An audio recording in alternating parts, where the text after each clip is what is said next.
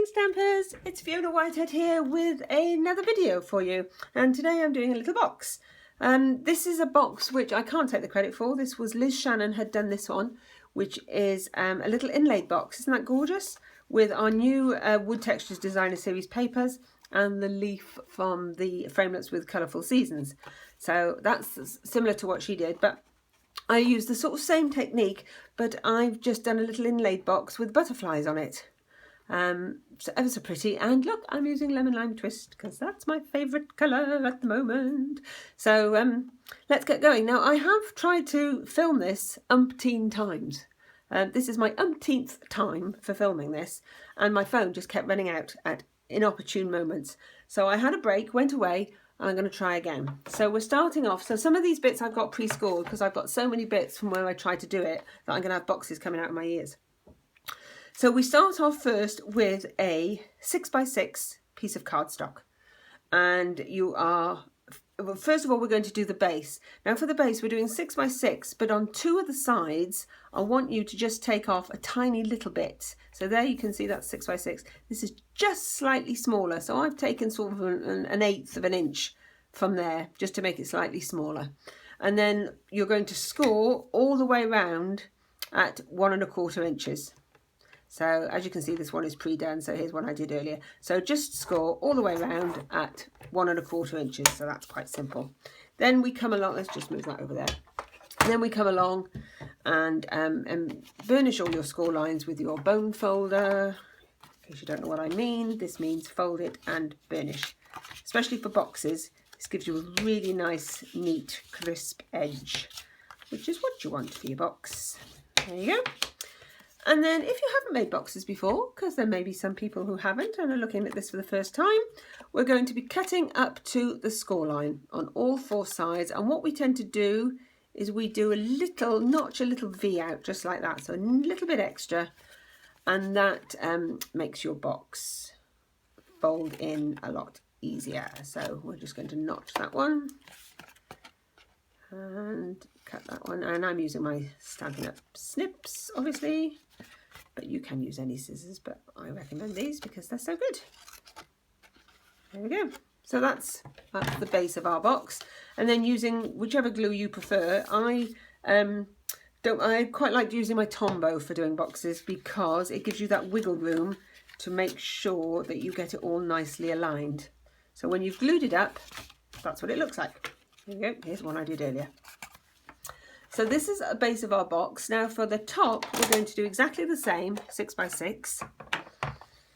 And this one's slightly different because when you get your 6x6 here, in the middle of it, I'm using watercolour wings for my box. So that's where we've got these butterfly farms. I mean, that's the stamp set, but I'm using the butterflies which match that, which is called Bold Butterfly Framelits. You know, who doesn't love a butterfly? I'm not good on insects, but butterflies are different. You know, we all love those.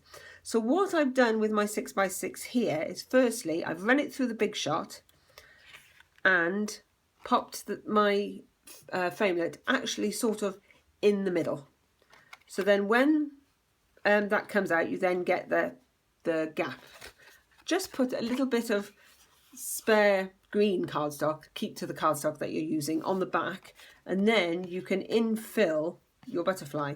Now you can use any papers you like. I chose to use our new Coloured Designers paper, and I wanted to do the Berry Burst, so I just ran that through the Big Shot again and did 2, because what I've done is my first layer was my first colour. The second layer was the butterfly that came out when we cut that, and then I did a 3rd layer on top, so that's giving just that much more of a dimension there that you can see.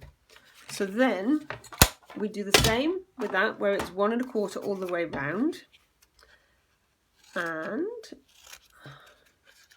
we just notch as we did before. Now you can, I'm not sure if this is showing up on camera, but you can see I've got sort of an extra dimension of score marks here. I actually made a mistake. You know, I'll be honest, I made a mistake and I scored it in the wrong place. But when I did it, I left it because it gives you an extra little detail around the outside. So there you go. See, there's no such thing as doing something wrong in crafting. You can always make everything look good. So let's just glue those sides up with some Tombow. And this will be the top of our box. And then you'll see what I mean about having the wiggle room when you're using the Tombow for putting your sides together. If that was sort of fused or even snail really, once it's glued, and you can't get it to do exactly what you want with your box. There we go. So that is the top of our box. Just hold that down a little bit better. Now you can decorate it, obviously, as you wish. I've used one of our framelets here, from the Stitch Framelets, which we all love, and the Berry Burst to match that gorgeous colour. And I'm using the sentiment from Watercolour Wings, which just says, "Just for you." And you could use this little box for anything. It'd be really pretty if you had the colours for wedding favours or Christmas. I love to put little presents on my Christmas table for all my family that come round. They get a little present, so I'm going to be doing some of these for Christmas. But, oh, sorry, didn't mean to mention the C word. This early in July. Oops, naughty me. Slap sap. There we go, and that can just be popped on there with a dimensional or an extra little bit of glue. I'm just going to use a little bit of glue this time. And you can decorate it with pearls or ribbon. The ribbon I've used here is some of our new ribbon, which is Berry Burst new ribbon. Or you could just leave it plain. And then that pops over our box like so. And as you see, because you've done the base just slightly less than the top, it fits really perfectly. So there, I hope you've enjoyed the boxes, and that was the original inlaid box there. And if you make any, pop by and let me know. And if you're in my area, I'm in Hampshire and I run classes, you'd like to come and join my team, click on my blog below and you'll find all the information.